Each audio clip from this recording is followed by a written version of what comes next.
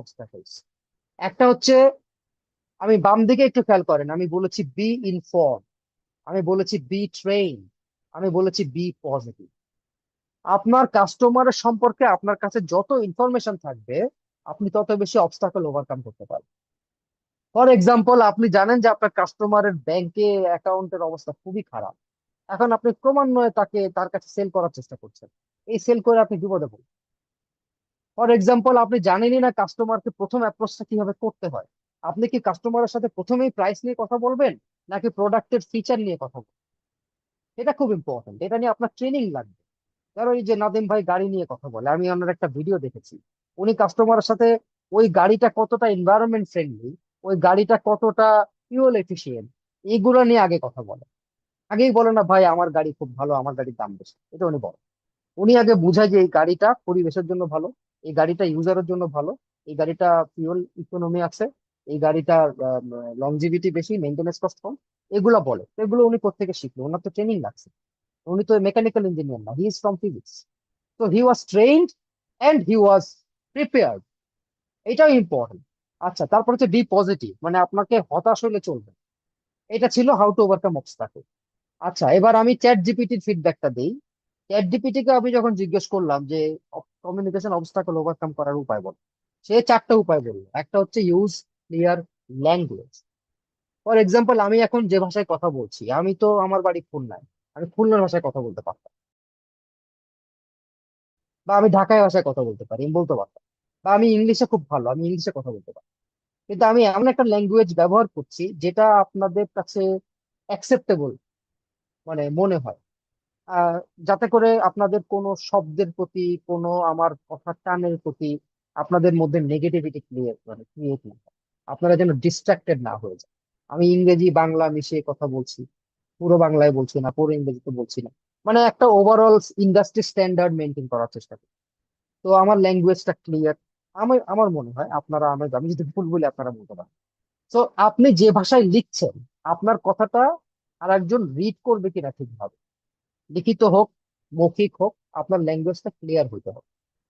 তারপর এটা হচ্ছে শো এমপ্যাথি। অর্থাৎ আপনি যখন আপনার কাস্টমারের সাথে কমিউনিকেট করবেন, আপনার অবশ্যই তার প্রতি এমপ্যাথি থাকতে হবে। যে ওই মুহূর্তে তার মুড কেমন, ওই মুহূর্তে তার ব্যবসার অবস্থা ভালো না খারাপ, তার ফাইন্যান্সিয়াল হেলথ, তার ফিজিক্যাল হেলথ, তার মেন্টাল হেলথ, এগুলাকে কনসিডার যদি করে আপনি তার সাথে কমিউনিকেট করেন, তাহলে আপনার মধ্যে এমপ্যাথিটা ইফেক্টিভ হবে এবং আপনার কমিউনিকেশনটা ইফেক্টিভ হবে। আর যদি মনে করেন আপনি গেছেন, তখন ওনার খুব শরীর খারাপ লাগছে, উনি আপনার কথা মন দিয়ে শুনছে না, আর আপনি ওইটার দিকে তাকাইলেনই না, উনি একবার আপনাকে বলছে ভাই আজকে আমার গাটা গরম গরম লাগতেছে, আমার জ্বর, হ্যাঁ, আপনি শুনলেনই না, আপনি আপনার কথা বলেই যাচ্ছেন, তাহলে কিন্তু আপনার সাথে তার রিলেশনশিপটা ভালো হবে। আর আপনি যদি শো এমপ্যাথি করেন, হ্যাঁ ভাই আপনার জ্বর, কত জ্বর, আপনি ওষুধ খাইছেন, আপনি একটা কাজ করেন ভাই, আপনি আজকে তাড়াতাড়ি বাসায় গিয়ে রেস্ট নেন। সে আপনার কাস্টমার, আপনি তাকে বলার মানুষ না যে বাসায় গিয়ে রেস্ট নেন, কিন্তু আপনি এটা বলে আসলে তার সাথে একটা ইমোশনাল বন্ডেজ ক্রিয়েট করছেন, এবং এই এমপ্যাথিটা আপনার সাথে তার রিলেশনশিপে একটা বাড়তি মাত্রা যোগ করছে, পজিটিভ ডাইমেনশন আসছে। পরেরটাই যাই, মিনিমাইজ ডিস্ট্রাকশন। আমি এর আগেও এই কথাটা বলেছি যে কথা বলার সময় ফোনের দিকে তাকাবেন না, ল্যাপটপের দিকে তাকাবেন না। আপনি কথা বলছেন যার সাথে, তার সাথে আই কন্ট্যাক্ট করেন। যদি আপনি একজন মেল হন আর আপনি একজন ফিমেলের সাথে কথা বলছেন, লক্ষ্য রাখবেন যে আপনার চোখ যেন ওই ফিমেলের কোন স্পেশাল বডি পার্টের দিকে না যায়। এটা উনি সাংঘাতিক মাইন্ড। আপনার অজান্তেই হয়তো আপনার ফিমেল কাউন্টার পার্টের বডির কোন একটা পার্ট দিকে চোখ চলে গেছে। এটা যদি উনি বুঝতে পারেন, উনি আপনার সাথে রিলেশন ব্রেক করে দেবেন। তো always have eye contact with your customer. উনি মেল হোক বা ফিমেল হোক, ফিমেল হলে বেশি কেয়ারফুল। তারপর হচ্ছে কথার মাঝখানে মাঝখানে ফোনের দিকে তাকানো, ঘড়ির দিকে তাকানো, distraction, these are very very dangerous. ডিস্ট্রাকশনের ফলে মিসকমিউনিকেশন হতে পারে। একটা ইম্পর্টেন্ট কথা আপনি হয়তো শুনেন নাই, বা আপনার কাস্টমার ডিস্ট্রাক্টেড হচ্ছে, এটা আপনি খেয়াল করেন। যে আপনি যখন আপনার প্রোডাক্টের ফিচার নিয়ে কথা বলছেন, তখন উনি হয়তো ফোনে কারোর সাথে চ্যাটে ব্যস্ত, অথবা উনি মেইলের রিপ্লাই দিচ্ছে। এখন তো আমাদের ইমেইলও ফোনে, আমাদের নোটিফিকেশন ফেসবুক, লিঙ্কডইন, হোয়াটসঅ্যাপ সবই তো ফোনে। তো আপনার সাথে কথা বলতে বলতে উনি যদি ডিস্ট্রাক্টেড হয়, ওই সময় ইম্পর্টেন্ট আলাপটা কইরেন, হোল্ড, ওয়েট করেন, ওনাকে ডিস্ট্রাকশন থেকে বের করে নিয়ে আসেন, ওনার ফুল অ্যাটেনশন নেন, তারপরে আপনার যেটা বলা ছিল। একটু খেয়াল করেন, আমি কিন্তু কথা বলতে বলতে হঠাৎ করে একটা পজ নিলাম, এই পজটা ইন্টেনশনাল। আমি ইচ্ছা করে কথা বলতে বলতে থেমে যাচ্ছি, দুইটা কারণ। এক, আপনি ডিস্ট্রাক্টেড কিনা সেটা বোঝার চেষ্টা করছি। আমি থেমে গেলে আপনার ডিস্ট্রাকশন চলে যাবে, আপনি আবার আমার দিকে নেন। আর দুই হচ্ছে যে, মানে এট এ স্ট্রেচ একটানা কথা বললে এটা মোনোটোনাস হয়ে যায়। আমার মনে হয় আমি অলরেডি মোনোটোনাস হয়ে গেছি, আমার একটু পজ দেওয়া উচিত। আমি একটু খেয়াল করেন, ভেরিফাই এর পরে যে শব্দটা, ওইটাকে কেটে দিছি। ক্যান ইউ গেস এটা কেটে দিলাম কেন? কেউ কি একটা গেস বলতে পারে যে এই লেখাটা পুরো আমি আনি নাই কেন?